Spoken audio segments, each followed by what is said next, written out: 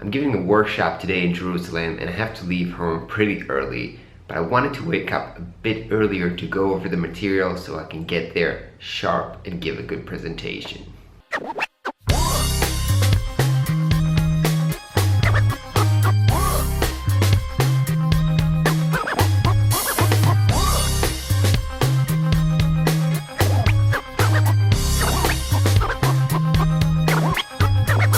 When we just started the new school around 2.5 years ago, we started by doing workshops about freelancing stuff like productivity, pricing, and how to run your freelance business, because we wanted to see if our content really resonates with freelance designers. And the workshops were really good, but then we wanted to scale the new school and reach more people, so we recorded an online video and we've launched the new school in English. And since we've done that like 2 years ago, we didn't really give workshops in person anymore.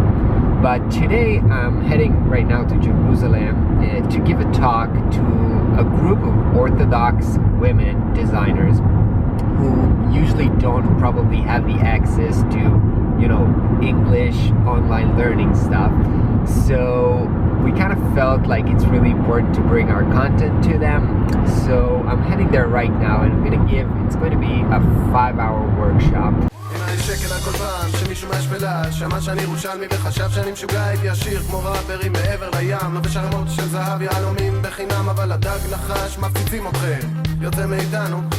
Alright, I've arrived, so wish me good luck, and while I'm there, enjoy the city.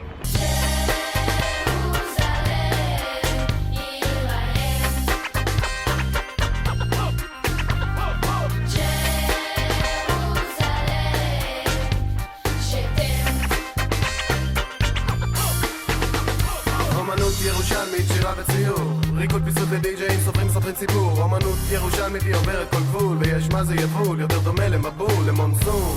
תל אביבים לכו לדוקטור, אין שום חיסון נגד קולות האמת שפורצים מהאווירה, מציגים לכם, לופתים אתכם, תופסים לכם את השדרה. Alright, I'm done.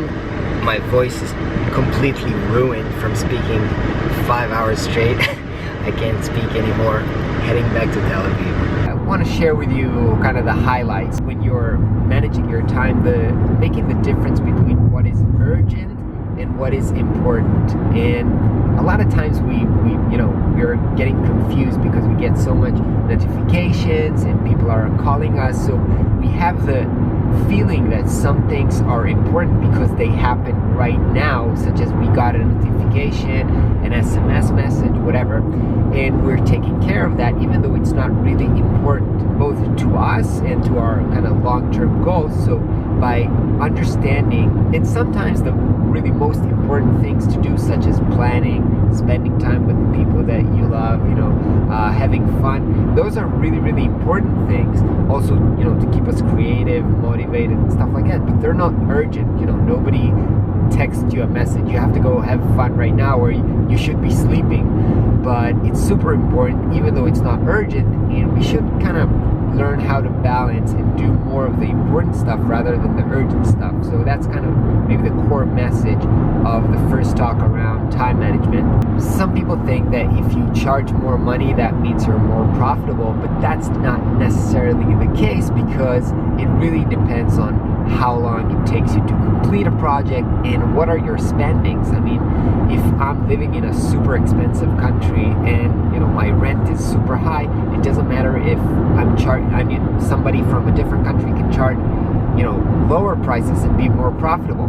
So it's not always about the price, it's a lot of times about your own business model, which means how much money you spend and also how long it takes you to complete, because basically this is your cost as a designer.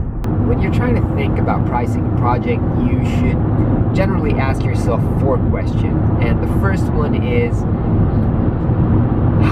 what is the range of prices in this market, which means you have to do a little bit of research and kind of, industrial espionage, but also understand what's the value of the project to your clients. And also, by managing the project, understand what is the cost to you, kind of understand how long this project is going to take you, and this answering those two questions kind of helps you define the range of prices that is relevant to this question.